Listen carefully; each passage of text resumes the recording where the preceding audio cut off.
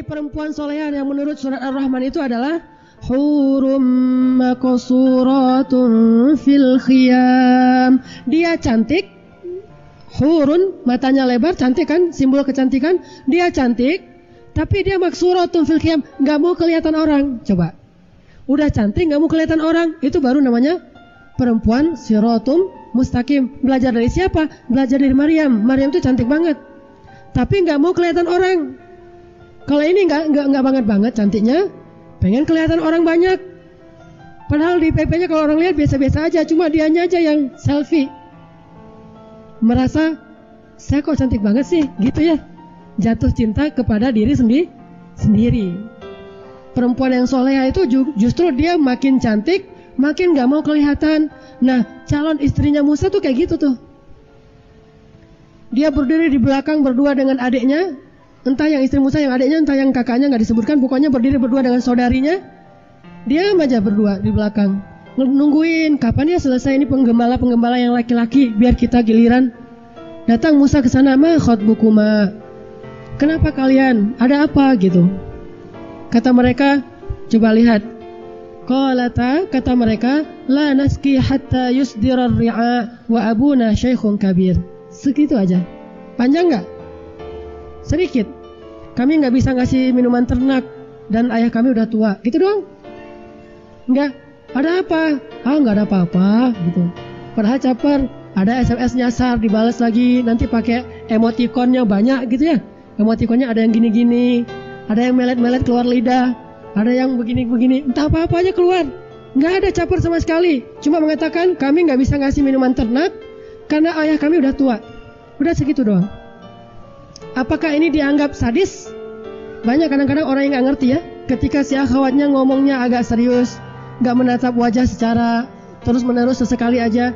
Terus juga kalau ngomongnya nggak ada senyum yang terlalu berlebihan, dianggap sombong banget. Itu bukan sombong, itu yang disebut dengan wanita siratul mustaqim. Perempuan istiqomah tuh gitu tuh.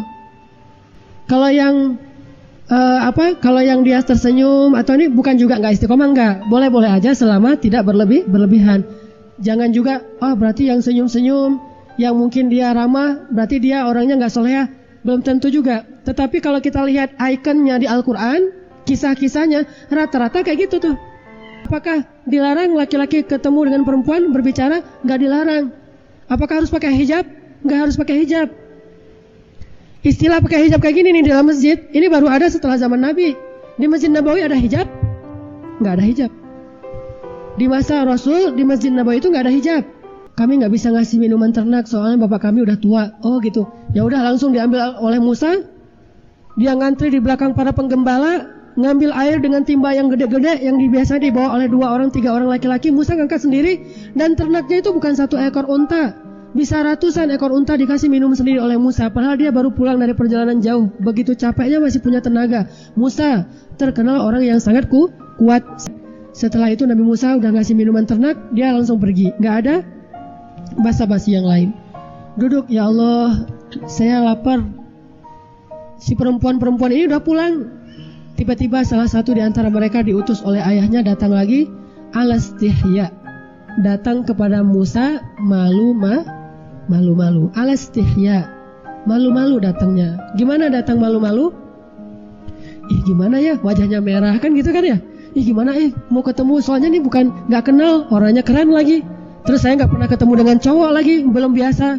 Kalau nggak malu-malu berarti udah biasa gaul sama laki-laki.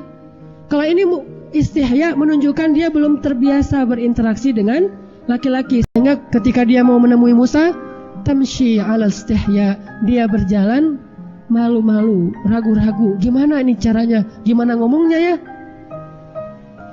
Pas dia sampai di depan Musa baru dia ngomong, sesungguhnya bapak saya mengundang kamu untuk ngasih ujrah. Ujrah itu kalau bahasa kita upah atas ternak yang kamu kasih minum tadi. Udah gitu doang ngomongnya. Akhirnya, oh ya sudah, Musa pergi. Jalannya gimana? Musa di depan, perempuan ini di belakang. Jalannya nggak bareng. Dan itu adalah siratul mustaqim, cara laki-laki dengan perempuan yang belum saling kenal. Sampai di rumah, ayahnya ngobrol. Ternyata mereka punya perhatian kepada Musa. Udah gitu pakai bahasa sindiran ke ayahnya. Ayah, Apa? Kayaknya laki-laki itu baik dan dia kuat. Gimana kalau dia jadi pekerja aja, menggantikan ayah? Kan ayah nggak sanggup ngasih minuman ternak, menggembala sendiri. Kami juga susah kalau perempuan. Dia kayaknya paling cocok tuh. Ayahnya paham. Bahasa kayak gini nih, bagi seorang perempuan pasti ada modus. Ketika dia bilang, Masya Allah orangnya baik ya, itu modus. Tapi bahasanya sopan, elegan. Wahai ayah, boleh nggak dia jadi pekerja di rumah kita?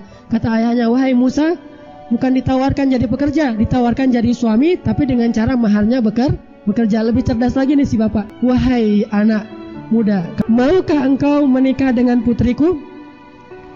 Sesungguhnya kami ini orang baik. Kan gitu kata dia. Sesungguhnya kami ini orang baik. Maksudnya sesungguhnya aku dan putri-putriku ini orang yang terjaga. Putriku itu bukan orang-orang yang sembarangan, bukan perempuan yang biasa. Dia orang yang aku jaga sejak dia kecil. Maukah engkau menikah dengan putriku? Dengan mahar bekerja selama 8 tahun atau 10 tahun, terserah kami.